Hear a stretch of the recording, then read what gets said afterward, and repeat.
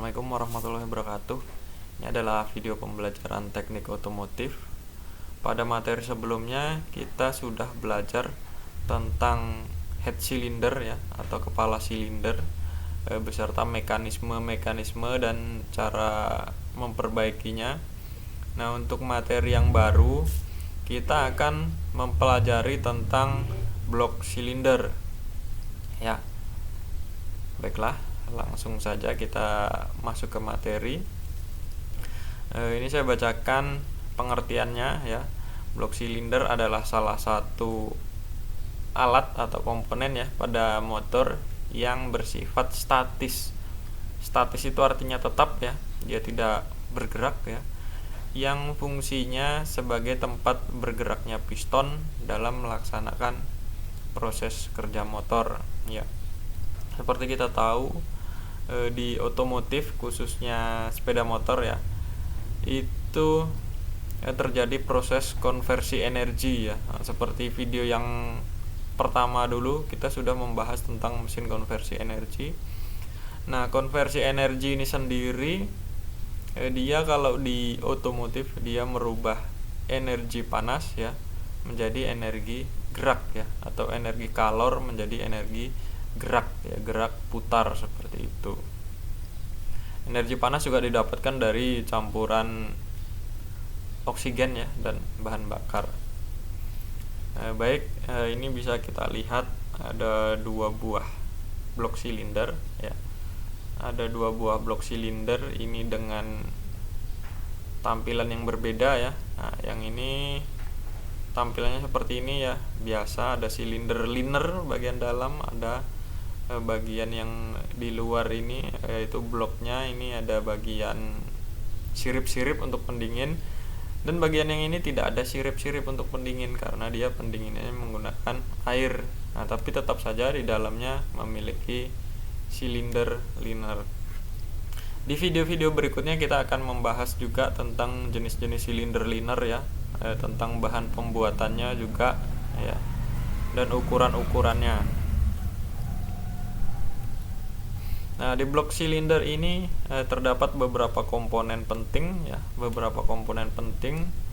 yang tentunya bekerja sebagai mekanisme perubahan energi ya, atau konversi energi.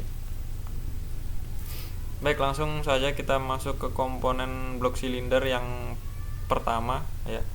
Yang pertama ini adalah komponen water jacket ya. Ini berfungsi sebagai ruang untuk bersirkulasinya air yang berguna mendinginkan mesin. Nah, penjelasan lengkapnya nanti ada di materi sistem pendingin ya di semester berikutnya ya. Jadi sistem pendingin tidak kita bahas di semester ini, cuma karena materinya seperti ini ya, kita bahas sekilas ya. Nah, ini bisa kita bedakan, ada gambar di sebelah kiri dan gambar di bagian sebelah kanan ya. Bagian ini ya, ini namanya water jacket ya, atau tempatnya air ya, tempatnya air pendingin. Biasanya untuk pendingin yang seperti ini ya, untuk tipe-tipe motor seperti ini yang bloknya seperti ini, itu menggunakan pendingin air ya. Nah, yang ada radiator di depan ya. Ada dua jenis ya. Yang seperti radiator itu ada dua jenis ya. Yang satu itu oil cooler ya. Oil cooler dia ada seperti kotak radiator di depan. Itu bukan radiator ya. Itu adalah di dalamnya sirkulasi oli, itu pendingin oli ya. Jadi bedakan. Kalau pendingin oli itu ciri-cirinya bloknya itu tetap ada siripnya ya. Tetap ada siripnya seperti ini. Contohnya motor Satria ya. Satria itu produk Suzuki itu ya, dia menggunakan pendingin oli.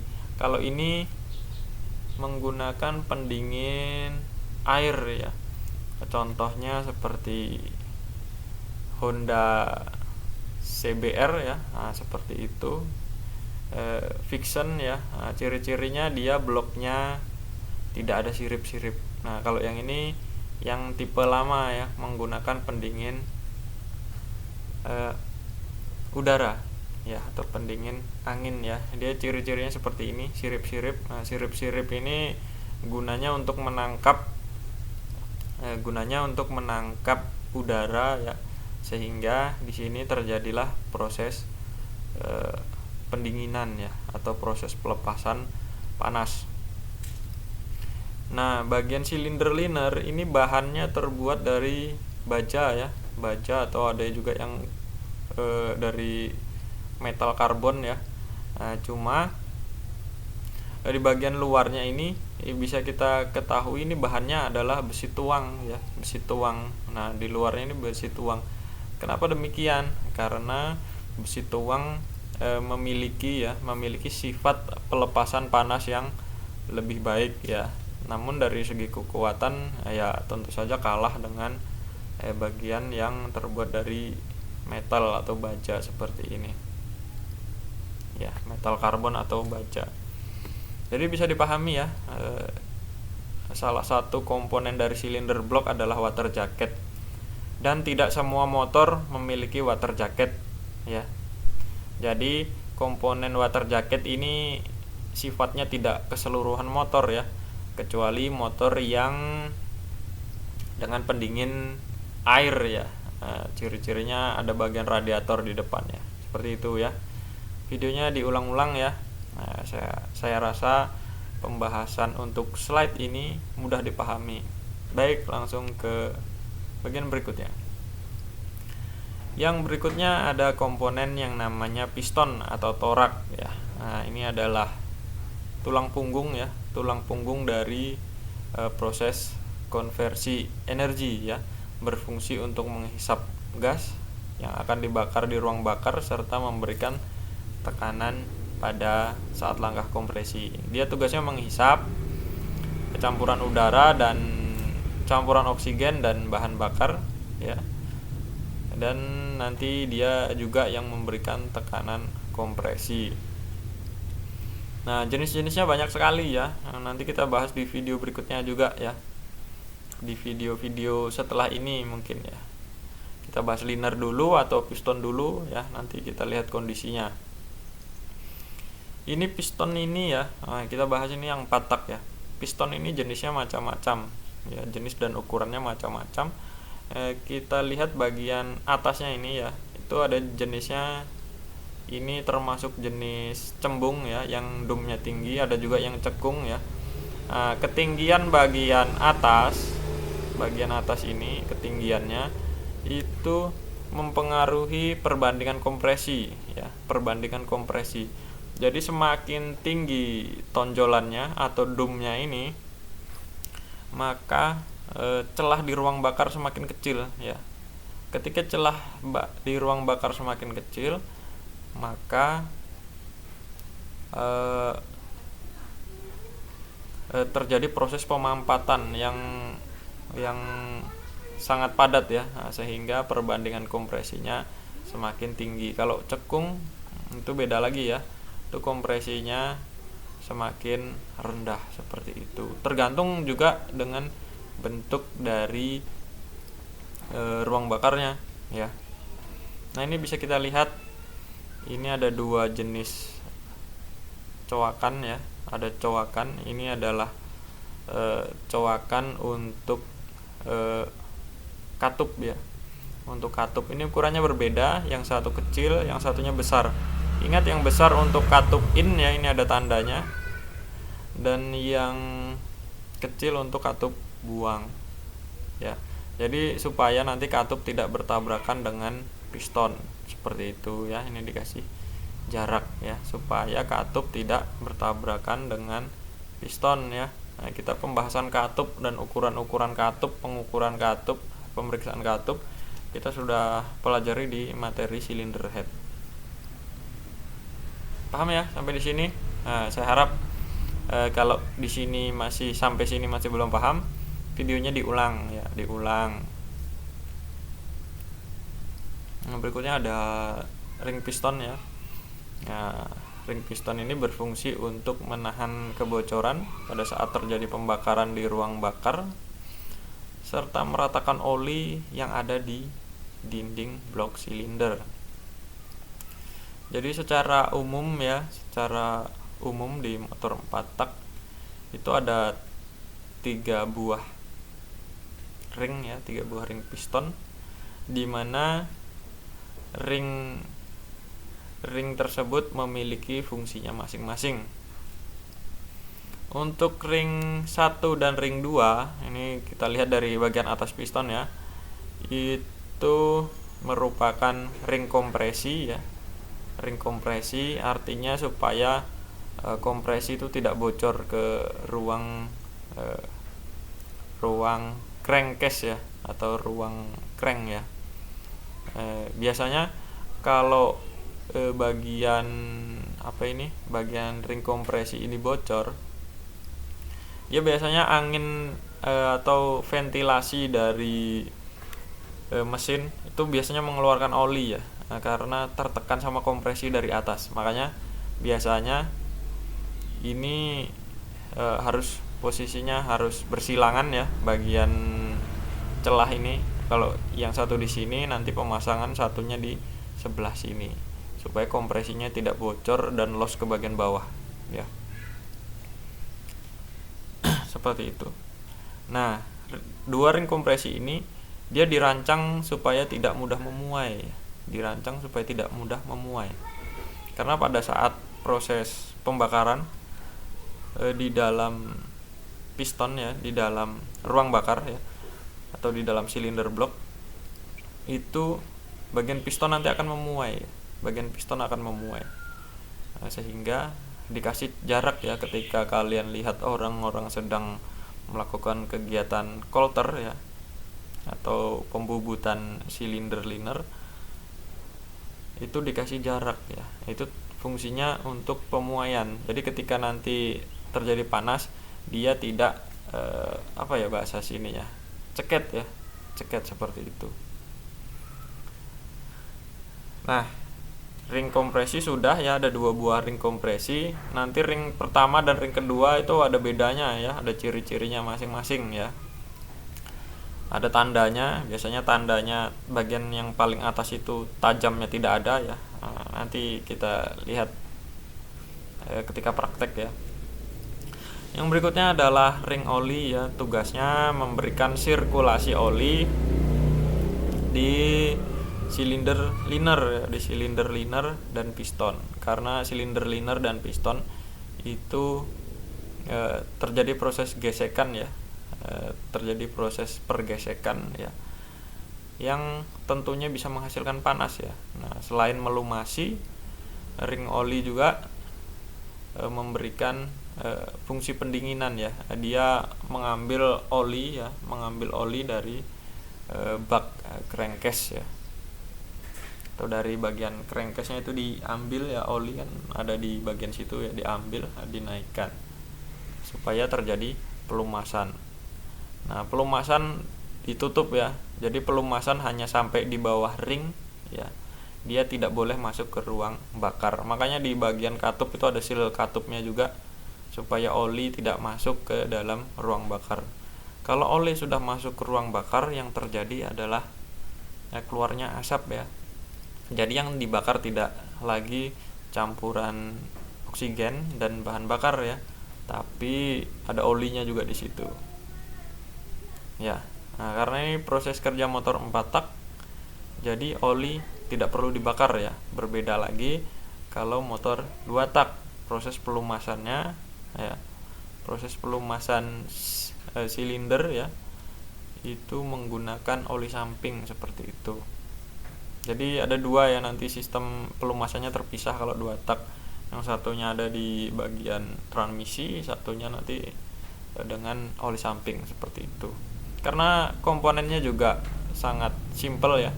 Nah, jadi toleransi seperti itu masih dibolehkan. Berikutnya adalah batang torak atau connecting rod ya.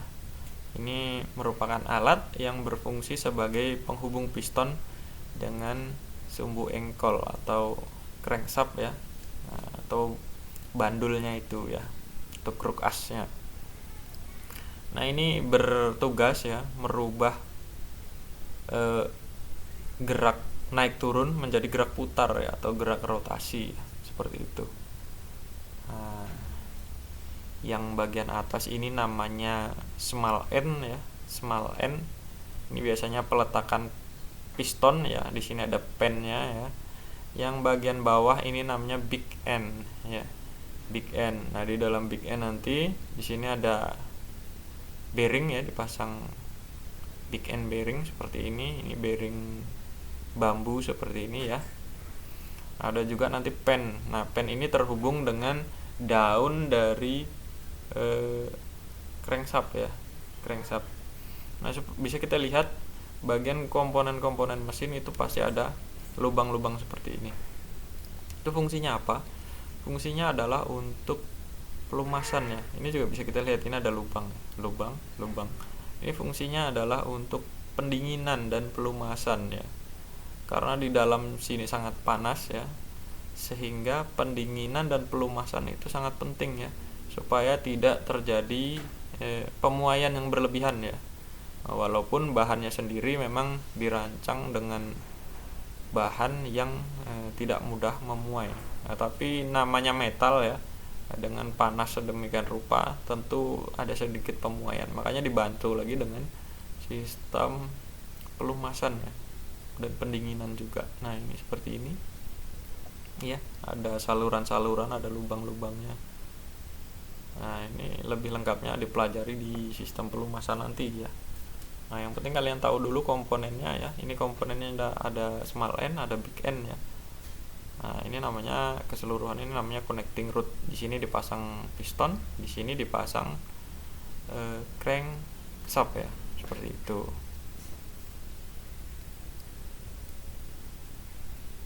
Nah, ini adalah crankshaft atau poros engkol ya. Nah, yang di gambar sebelumnya kan kita membahas ini ya, membahas bagian connecting rod ya.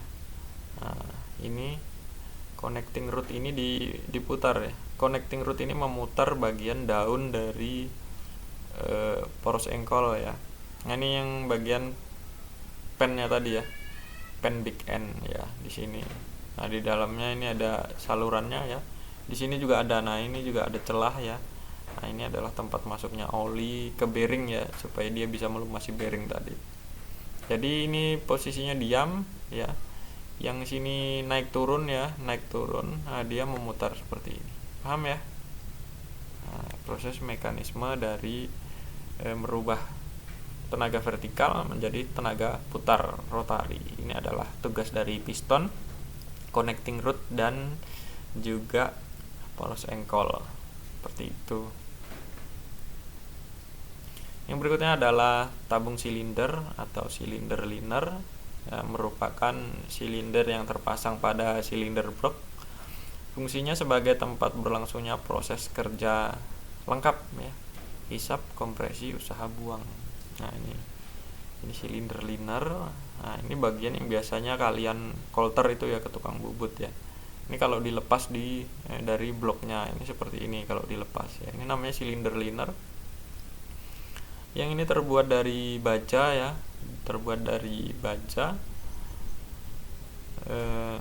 yang sangat kuat ya. Dia tidak mudah memuai ya, Dan sebelum dipasang ya, biasanya pabrikan sudah melakukan proses hardening ya. Hardening itu artinya perlakuan panas ya.